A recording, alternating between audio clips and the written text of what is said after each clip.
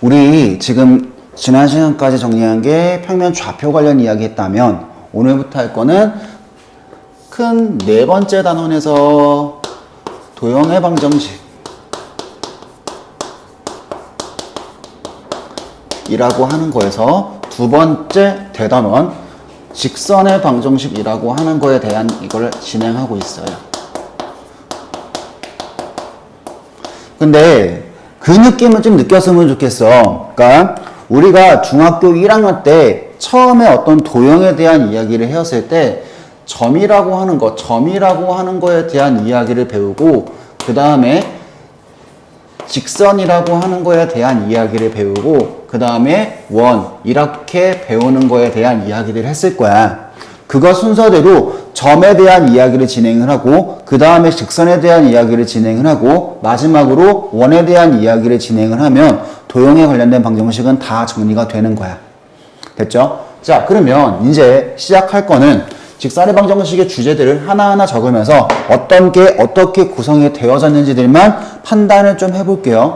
첫 번째, 직선의 방정식 첫 번째 주제를 배울 거는 직선의 방정식을 어떻게 작성하는지, 직선의 방정식이 뭔지 그거에 대한 이해를 하기 시작을 할 겁니다. 그게 첫 번째 이야기 드릴 거예요.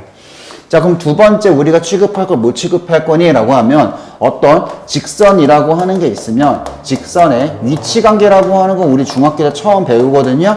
그 위치관계라고 하는 건 직선의 방정식으로는 어떻게 판단하는지에 대한 이야기를 진행을 할 거고 세 번째 할 거는 뭐냐 하면 자, 어떤 직선이 있고 직선이 또 있어요. 직선 1이 있고 직선 2의 무엇을 지나는?